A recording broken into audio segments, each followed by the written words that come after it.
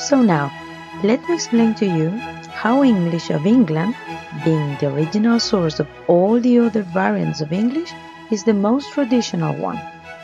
Why? American English has evolved more rapidly in pronunciation than British English.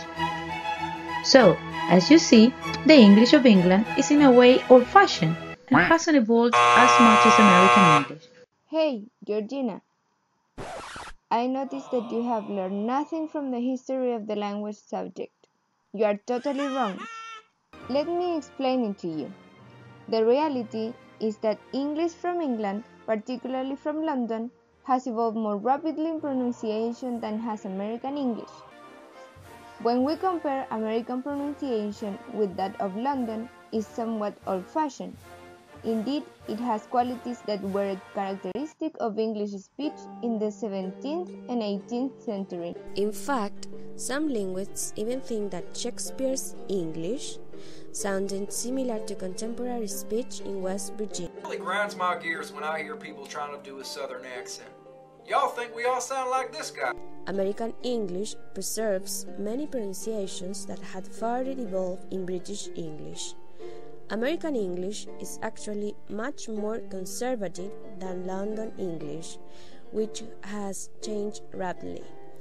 In many little ways, standard American English is reminiscence of an older period of the language. Well, I am not that ignorant, okay? I am able to provide an example. Do you remember the great vowel shift? There is a case of vowel shift in the pronunciation of either and neither in American English. It used to be pronounced with the long E in Britain long time ago.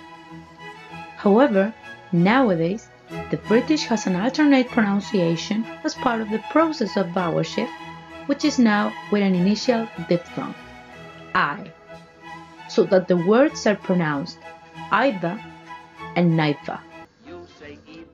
I say either, you say neither, I say neither. Another example is the American use of gotten in place of got, which always impresses the British of today, because it was the usual form in Britain 2 centuries ago. And Americans still use mad in the sense of angry, as Shakespeare and his contemporaries did. But this doesn't mean that the American wanted to speak the same way as the British. It was just the opposite. Let's think of Webster and his dictionary. An ardent patriotism sprang up among the first British colonizers who arrived in America. They demanded an American civilization as distinctive from that of Europe, and no one expressed this attitude more vigorously than Noah Webster. The culmination of his effort to promote the idea of an American language was the publication of his American Dictionary in 1828.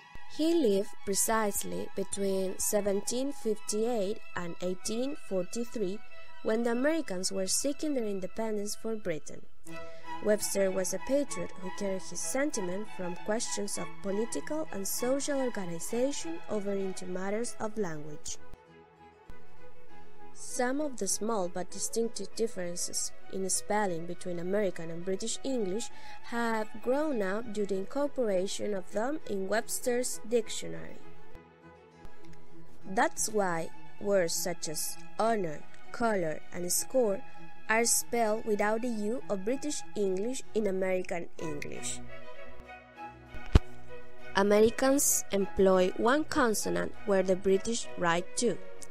Traveler, wagon. Americans write ER instead of RE in a number of words like fiver, center, theater. All these changes were the idea of an orthographic reformation promoted by Benjamin Franklin, probably aiming to increase the patriotism in the American people and the sentiment to be a separate nation. I once believed that a reformation of our orthography would be unnecessary and impracticable. This opinion was hasty, being the result of a slight examination of the subject. I now believe with Dr. Franklin that such a reformation is practicable and highly necessary.